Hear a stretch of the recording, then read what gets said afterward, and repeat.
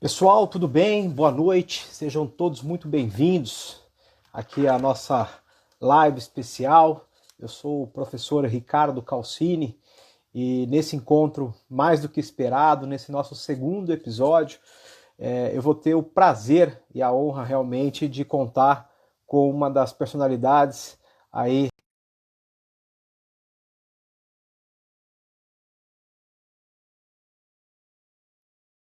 Leone Pereira, que nesse momento acaba de chegar. Meu querido amigo, antes de mais nada, obrigado, tá, pelo aceite do convite e mil desculpas, já me justifico daqui a pouco o porquê do atraso. Meu amigo, imagina, boa noite a todos e todas, é um prazer, uma honra, uma satisfação muito grande poder conversar, participar desse seu projeto, né, além da amizade, nossa parceria profissional, então não há problema, a gente sabe que agora a gente já, todo mundo com a sua rotina intensa, mesmo em tempos de pandemia, então tá tudo certo, eu estava à disposição aqui, eu estou à disposição, e vamos falar de um tema que eu gosto bastante, você gosta bastante também, os desafios da sustentabilidade.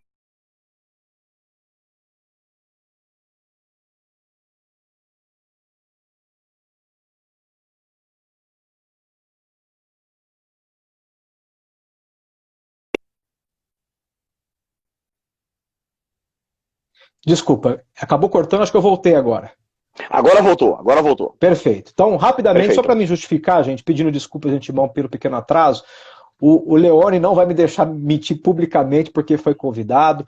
Eu recebi, na verdade, ontem a confirmação de um convite vindo da Câmara dos Deputados Federais por parte de um deputado que me nomeou aí para um desafio, eu diria que é sem precedentes, que é organizar uma equipe de estudiosos, naturalmente o doutor Leone não poderia faltar, para Muito poder obrigado. ajudar, imagina, que isso, para poder ajudar na elaboração de um anteprojeto de lei para regulamentar a questão do trabalho remoto. Então, desde então, eu estou nessa rotina aqui, justamente conversando com grandes aí professores, como é o caso do professor Leone, e eu estava agora há pouco falando com o deputado federal, então por essa razão eu peço mil desculpas realmente pelo meu atraso, mas queria aqui justificar até para uma questão, para que as pessoas já saibam de antemão dessa nossa atividade e mais uma vez, publicamente agradecer o meu querido, né, Leone, por estar também nesse projeto conosco.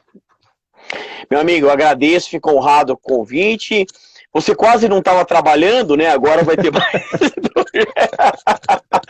Mas parabéns, realmente é uma honra muito grande poder participar de algo assim. Então, fiquei muito feliz com o convite, honrado, e vou com certeza dar o meu melhor, como eu sempre faço, para a gente possa elaborar esse projeto e contribuir para a sociedade, né? Perfeito. O nosso bate-papo hoje já é curto nesse nosso segundo episódio, tá? E o tema escolhido foi justamente a questão dos desafios da sustentação oral, principalmente no momento que nós estamos passando com a questão da pandemia. Então, eu queria primeiro ouvir o meu querido amigo professor Leone, no que diz respeito à advocacia dele, mais do que ninguém, com certeza devem ter passado situações desafiadoras nesse momento que nós estamos vivenciando, que é a questão da sustentação oral em pleno julgamento virtual. Meu amigo, vamos lá. Então, trazer algumas recomendações e alguns pontos que realmente estão trazendo grandes desafios. Primeiro, eu sempre gosto de iniciar a fala, meu amigo, trazendo a necessidade do advogado, da advogada, de continuar fazendo o que já estava fazendo antes em relação ao cuidado do processo. Então, aquele estudo minucioso, detalhado do processo, não fazer uma sustentação oral de supetão, chegar lá e falar no improviso, não. Exige dedicação, exige disciplina, exige preparo. A gente sabe que no tribunal, e você tem muita propriedade para saber disso, o tribunal, especialmente no RO, e nesse momento vamos focar o RO, analisa de maneira muito minuciosa a ata de audiência, os detalhes do que ocorreu na audiência de instrução, toda a documentação, a formação do convencimento da sentença de piso. Então, o advogado, a advogada, no momento da sustentação oral, tem que estar com o processo nas mãos, vamos dizer assim, né? Conhecer, dominar o processo, ser o senhor do processo. Agora, num ambiente virtual, quais são as recomendações básicas que a gente sempre dá e trazendo alguns desafios, né? Minha opinião, meu amigo, com todo respeito aos entendimentos em sentido contrário, os embargadores, eles estão prestando muito atenção e dando o seu melhor nos julgamentos. Eu falo em todas as experiências que eu tive, eu fui muito bem atendido por quem estava secretariando, porque na verdade são dois secretários, né? Quem está secretariando a sessão e um outro secretário que fica cuidando dos advogados e das advogadas. Então você entra na sala, automaticamente você já recebe um comunicado, olha, doutor, entrou bem, já sabemos que entrou na sala, identifica qual o processo que você está, recebi o link no e-mail, só que tem um detalhe que está trazendo uma confusão. E isso eu acho que é um ponto que eu não sei como que o Poder Judiciário poderia resolver. Aquela diferença da pauta da sessão virtual e da sessão telepresencial. Quer dizer, no momento que o tribunal identifica que tem uma sustentação oral, os autos são retirados, vamos dizer assim, de uma sessão para entrar na outra. E eu vou te dar um exemplo prático que aconteceu no escritório, tá? Eu fui contratado só para esse ato, sem citar nomes, lógico, e aí a advogada, ela não se atentou lá na primeira audiência desse detalhe que lá deveria ter ocorrido a inscrição para que houvesse um advogado inscrito para outra sessão de julgamento. Ou seja, eu fui contratado para um outro processo, mas nesse especial eu não consegui sustentar porque houve uma confusão dessa diferenciação.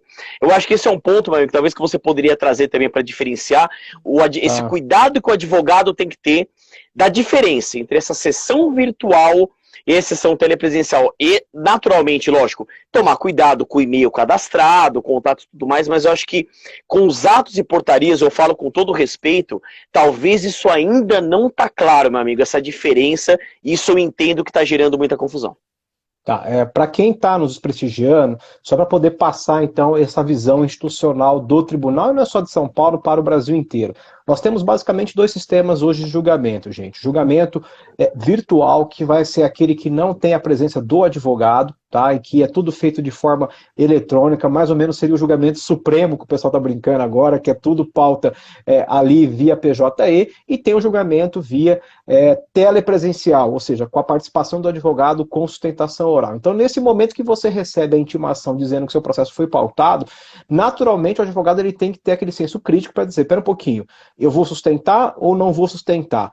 Fiz a distribuição do memorial, conversei com o desembargador, com a desembargadora, o relator, o revisor terceiro, enfim, ele precisa entender que aquele momento é o último ato do trabalho que ele já fez até então, para poder então fechar com chave de ouro a eventualmente vitória do seu cliente ali naquela sessão. Então é importante saber que uma vez que está pautado e você recebeu o link do acesso, você tem que se antecipar para poder fazer o pedido ou não dessa inscrição e, naturalmente, o seu processo vai para uma pauta especial, que é essa pauta via julgamento telepresencial. Então, por favor, vamos ficar atentos em relação a isso, porque eu sei que nem sempre o pessoal sustenta, é uma pena, tá? Mas quando você souber que o seu processo vai a julgamento, você que é o principal interessado. Vou deixar julgar no sistema eletrônico ou vou fazer o julgamento com a presença, né, naturalmente, do advogado e com a sustentação oral. Então, para que as pessoas saibam realmente fazer essa distinção do sistema remoto que nós temos hoje,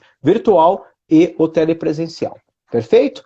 E segunda questão, meu amigo Leone, que eu recebi várias perguntas hoje, é o seguinte, e naturalmente todo mundo está perguntando, professor, o que fazer realmente, né, nessa sustentação oral via videoconferência para ser um advogado de sucesso no tribunal? Olha só, meu amigo, e começa não só em todas as orientações que eu dei, mas eu enxergo, né, e cada vez mais eu entendo a importância dos memoriais escritos. Eu tive uma experiência até, isso cada turma tem um procedimento, mas teve uma em especial, sem citar nomes, que eu consegui, olha que curioso, eu consegui marcar um horário na plataforma meia hora antes de iniciar a sessão de julgamento. Então eu iniciaria às 13 horas, eu consegui às 12h30 conversar, olha que interessante, com o pessoal do gabinete. É sério, pude conversar, pude explicar, e assim, terminado, falou, doutor, já levaremos nesse momento, era uma desembargadora para desembargadora, e eu entendo que isso influenciou o julgamento. Então, é aquilo, da preocupação com os memoriais escritos, tentar mandar no mínimo e-mail, né, para cada, para o relator, para o revisor, para o terceiro juiz. Agora, naquele momento, meu amigo, que é o momento da sustentação oral, da oratória, da retórica, né? É óbvio que talvez a gente não consiga exatamente o mesmo feeling da sustentação oral como se fosse presencial, né? Todo aquele ambiente e tudo mais. Mas algumas recomendações básicas, né? Evitar de ficar lendo muito com a cabeça para baixo, construir o raciocínio, uma sustentação com início, meio e fim, destacar as teses, os pontos principais. Muitas vezes eu errava isso no passado, eu não tenho vergonha de falar não. A gente fica muito preocupado com o direito em si. Então a gente vem trazendo o princípio, a doutrina e tudo mais, e a gente esquece daquela ideia básica de que o juiz conhece o direito, o princípio iura novit curia, né? Ou você narra os fatos e entrega de narra-me factum dabit ius, quer dizer, o detalhamento dos fatos, da audiência de instrução, da ata da audiência e da documentação, isso é fundamental. Isso eu entendo que faz uma diferença muito grande no momento que você sustenta. Você chamar atenção para esses pontos de fatos e provas, especialmente no TRT, lógico, revista é só discussão de matéria de direito, mas se a gente pensar no recurso ordinário, ou mesmo até no agravo de petição, se pensarmos em execução. Mas esse detalhamento de fatos e provas, numa sustentação oral, de maneira que o desembargador perceba que você estudou o processo, que você conhece o processo, que é uma sustentação com início, meio e fim, uma sustentação clara, saber dosar, né? Eu acho que a questão do tempo, não ser rápido demais e falar correndo e enrolar, mas precisar usar os 10 minutos e mais aquela tolerância de 5, usar todo o tempo. Eu procuro, meu amigo, eu sou muito coxinha na sustentação oral. Eu sempre tenho, né? Eu entro pelo notebook, eu tenho um monitor, eu trabalho com outro monitor, eu uso o mouse, eu gosto de preparar, já deixo o PDF do processo aqui, eu gosto de deixar todo o raciocínio que eu construí da sustentação oral, e eu gosto particularmente de desenvolver na hora. Eu coloco os tópicos, lógico, para me pautar, mas sabe, você deixar para na hora você construir o raciocínio, porque eu acho que isso chama atenção, né? Você poder desenvolver isso, né? Eu também, alguém que eu sou muito grato, né? A gente tem que ser grato na vida, né, minha amiga? Pessoas que te ajudam na carreira. Até o professor do Damaso, ele foi advogado há muitos anos, foi juiz desembargador, hoje está advogando. Você deve conhecer o professor Pedro Sampaio, que foi desembargador do TRT2. Ele, desde lá de trás, ele sempre me deu muita dica, muita orientação lá atrás. Eu fui aprimorando, fui encorpando. E eu lembro que ele sempre falava assim, eu como desembargador não gosto de advogado que vem e fica só lendo, ou cabeça para baixo, ou uma entonação. Então, parece besta, mas isso acaba fazendo toda a diferença. E assim, meu amigo, agora nesse momento de tempos de pandemia, eu vejo, eu falo com todo respeito, uma falta de um comprometimento maior do advogado, da advogada com esse momento. Quer dizer, a questão da vestimenta, a questão, sabe, gente que um colega entrou numa que eu fiz, meu amigo, dirigindo, sabe, tava dirigindo e tava assim, ó, sabe, juro, não tô brincando, o outro tava deitado, assim, meio deitado, fazendo, sabe, no celular. Então, assim, eu falo com tudo, não é uma crítica, mas isso vai chamar a atenção do desembargador, da desembargadora, traz seriedade, traz comprometimento, traz funcionamento. Você vê, era uma live de sustentação oral, pô, fiz questão, igual você, a gente tá de camisa, tô de gravata, tal. Eu acho que tem que ter comprometimento com o ato, né? Eu acho que ou você é um profissional ou você não é um profissional. Lógico, você pode até me corrigir, porque você trabalha no tribunal, mas eu acho que isso chama a atenção do tribunal, diferenciando um advogado do outro, né? O que você colocou, meu caro, é fundamental. Hoje mesmo nós recebemos um pessoal para fazer o despacho virtual, em que o advogado, depois de um determinado momento, eu já não lembrava do começo da fala dele, porque ele se apegou tanto na questão da leitura, do conteúdo, em querer, de repente, mostrar algo que parece-me que até só pedante, né? Ah, poxa, parece que o juiz não conhece o direito, o juiz não sabe como fazer a decisão. Enfim, por mais que você possa ser capacitado, advogado, e naturalmente existem milhares, né, excelentes advogados, como é o seu caso, mas nunca nesse tom, um pouco assim, até debochado, um tom meio que professoral, como eu escutei uma vez na sessão, de que querer ensinar o juiz ao direito, né? Eu acho que isso daí está totalmente descartado. O advogado, sim, como bem colocado, tem que conhecer em detalhes o processo. O juiz tem 100 para poder relatar no dia da sessão. Agora você, caso lhe permita até o debate, tem ministros do TST e alguns embargadores que permitem, inclusive, o diálogo. Não é a praxe, mas permitem o diálogo. E se você não souber ir em detalhes, você realmente perde uma oportunidade muito grande de poder cair realmente até em descrédito, né, do que diz respeito à própria sustentação oral. Eu vi que o professor Dalegrave, né, estava aqui, né, ele até comentou, inclusive, obrigado, professor, por nos prestigiar. Ele até comentou citar... O Dalegrave, eu não tinha visto. Comentar os precedentes da turma. Gente, é fundamental. Jurimetria. Eu tenho um projeto, com certeza Sim. O Leandro deve estar acompanhando, que se chama Estudo de Jurimetria, ou seja, precedentes. Entender como pensa a cabeça do relator, ou no caso da turma, se você tiver posições já sedimentadas no âmbito dos tribunais superiores, trazer isso, porque, querendo ou não, o Estado, vamos dizer assim, a máquina judiciária, ela é limitada. Não dá para sair contratando assessor, não dá para sair contratando juiz, desembargador, quando a capacidade da demanda aumenta, tá? Diferentemente da iniciativa privada. Então, há recursos limitados para poder trabalhar com um arsenal de volume de recursos que cada vez vai chegando. Então, se o advogado não toma o cuidado de poder ajudar o desembargador, né, a poder também lhe ajudar, fica difícil. Então, condutas como essa, né, não estar de repente de gravata num ato que é um ato solene, fazer dirigindo o carro, eventualmente deitado, cai em descrédito e, infelizmente, acaba o profissional ficando marcado, que é ruim. Aí vão falar, o advogado lá que deita na rede, o advogado que, na verdade, está dirigindo o carro. Então, isso acaba sendo muito ruim. Tá? Muitas vezes você é lembrado não pelo aquilo que você fala, eu sempre digo isso, mas aquilo pelo que você parece, onde você realmente está fazendo a sustentação oral, aquilo que você está demonstrando. Então, todo cuidado realmente é muito grande nesse momento, tá? Eu sei que nós estamos com um tempo muito curto, mas se me permitir uma última pergunta que eu estou recebendo aqui... Deixa eu te interromper e já te devolvo para a pergunta. Claro. É isso poxa, meu amigo, o professor Dalegrave, uma das maiores referências do país, e esse ponto eu ia também falar, eu ia deixar pro finalzinho, mas eu também comecei a prestar atenção nos últimos 5 anos dessa mudança.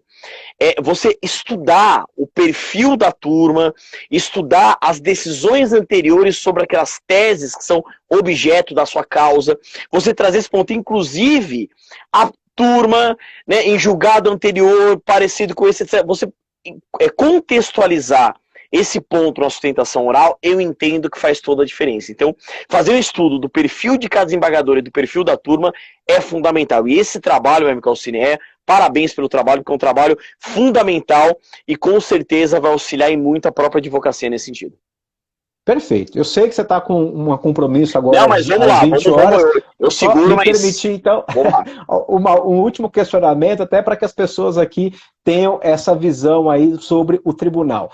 Professor Leone, você que é um extremamente advogado consagrado, né, coordena toda a pós do Damásio, que aliás aqui sou gentilmente aqui agradecido por fazer parte, né, a seu convite. Queria inclusive registrar aqui os meus cumprimentos, meu agradecimento também aqui à sua coordenação. No caso dessa advocacia de novo, né, no tribunal, só a sustentação oral, quer dizer, sei lá, contratar, a gente pode falar aqui porque nós estamos entre amigos, de repente contrata um ex-ministro, né, o pessoal às vezes tem essa coisa, né, vamos contratar um ex-presidente de tribunal, só contratar essa figura, né, será que resolve, ou será que resolve contratar um bom profissional que vai fazer um trabalho, como a gente chama, né, trabalho de bastidores, de ir lá conversar, fazer um bom memorial, chamar atenção realmente na turma, conversar com o relator. Eu queria ouvi-lo a respeito dessa provocação. Olha, eu também vou dar meu entendimento, data máxima vênia, né? É lógico que a gente sempre tem que ter muito respeito e muita consideração por essas grandes personalidades do direito, que tem o nome, pelo mérito, esse é um ponto. Mas entendo que, se a gente fizer o cotejo, esse outro perfil desse profissional, que ele é dedicado, que faz esse trabalho de bastidores, de memoriais, de conversar no gabinete, de um estudo minucioso do processo, de uma efetiva preparação para a sustentação oral, eu entendo que esse segundo perfil, ele tem chance de trazer um impacto, um resultado muito maior. Meu amigo, eu posso falar por mim, o professor Dalegrave também está aí, com certeza ele vai reconhecer muito. Dá muito trabalho fazer esse trabalho. Dá muito trabalho. Porque o primeiro passo é você estudar de maneira minuciosa um processo. E muitas vezes processo que não é seu. Que você não começou da petição inicial e da contestação e não fez audiência. Então você entender um processo que não é seu é ainda mais trabalhoso, porque o seu você começa a trabalhar desde o começo. Sim. Segundo ponto, todo esse estudo do perfil da turma, de decisões anteriores, etc, etc. E não é só isso. Para você, no ato, você chegar com condições de desenvolver o raciocínio na hora, primeiro, você tem que ter estudado muito aquele processo e ter preparado a sustentação oral. Então não dá, meu amigo, para fazer de supetão. Fora, esqueci de falar, fora o trabalho de bastidores, elaborar memoriais, conversar em cada gabinete. Entende que quando a gente fala, é curioso, meu, quando eu publico sustentação oral, às vezes a pessoa fala, é só aquele momento de 10 minutos. Eu falo, nossa, meu. Se soubesse tudo que tem por trás disso, o trabalho que dá. É um trabalho hercúleo. Mas particularmente é um trabalho que eu gosto bastante. Mas dá muito trabalho. Uma boa sustentação oral envolve tudo isso que a gente está conversando. E eu falo por mim, serve para você, serve para grave. Não basta também só ter nome. Se você não se dedica, se você não tem humildade, eu sempre falo, perante aquele processo de você dar o seu melhor, isso vai ser identificado na atuação. E eu entendo o tribunal também, os embargadores. Pode até aparecer um advogado de nome de prestígio lá. Se ele não se preparou, se ele não se dedicou, isso vai ser facilmente identificado. A gente faz um paralelo, meu amigo, a gente é professor. A gente sabe, você coordena, eu também coordeno. Não adianta só chamar um nomão.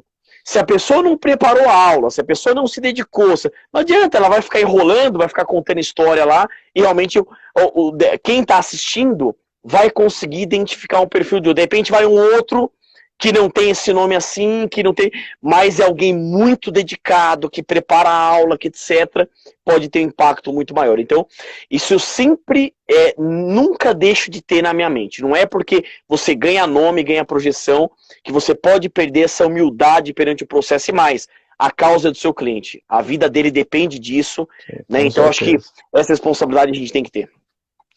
Bom, meus amigos, conforme eu combinei com o professor Leone, ele já está com outro compromisso na sequência, tá?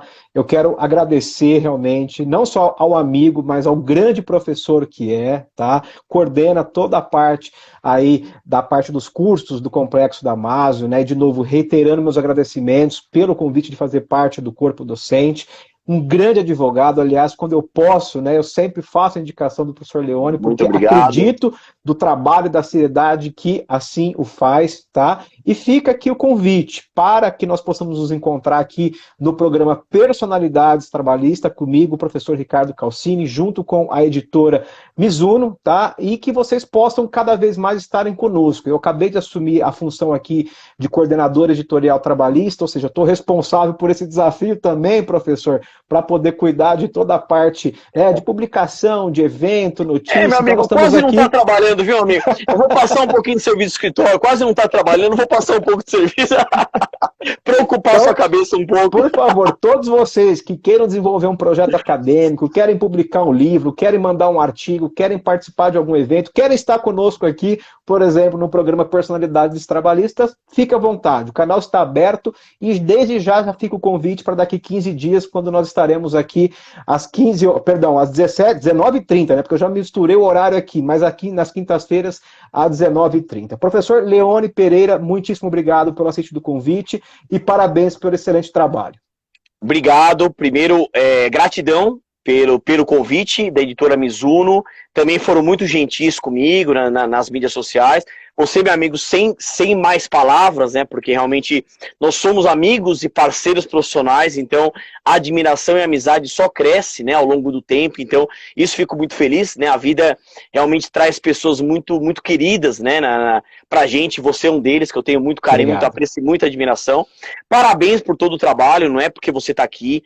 A sua dedicação com tudo que você assume também é impressionante. Eu gosto de pessoas assim. Como eu trabalho dessa maneira, eu também admiro muito quem tem seriedade, comprometimento no trabalho. Isso eu admiro muito, né? E como eu disse para você, a semeadura é livre, mas a colheita é obrigatória, a gente sabe. Isso que está aparecendo, eu sempre falo, meu amigo, tem uma frase que eu falo em sala de aula, isso não aparece pra gente pelos nossos lindos olhos azuis que a gente não tem. Não, isso é resultado, eu também não tenho. Então isso é resultado de muita dedicação, de muita disciplina. Então parabéns mesmo, fico muito feliz e honrado de poder participar também dos seus projetos, como participa do meu. E Parabéns, editora Mizuno, parabéns a esse projeto, gratidão a todos que acompanharam e fico à disposição, tá, amigo? À disposição para uma próxima live, fico à disposição. Perfeito. Então é isso, pessoal. Tá bom? Obrigado mais uma vez. Por conta do horário, eu estou encerrando. E fica o convite para o nosso terceiro episódio e acompanhem lá as redes sociais da editora Mizuno, que nós colocaremos, então, a nova personalidade trabalhista com entrevista comigo, o professor Ricardo Calcini. Um grande abraço, boa noite e até a próxima. Obrigado, professor. Forte abraço. Até mais. Tchau, Até tchau. mais.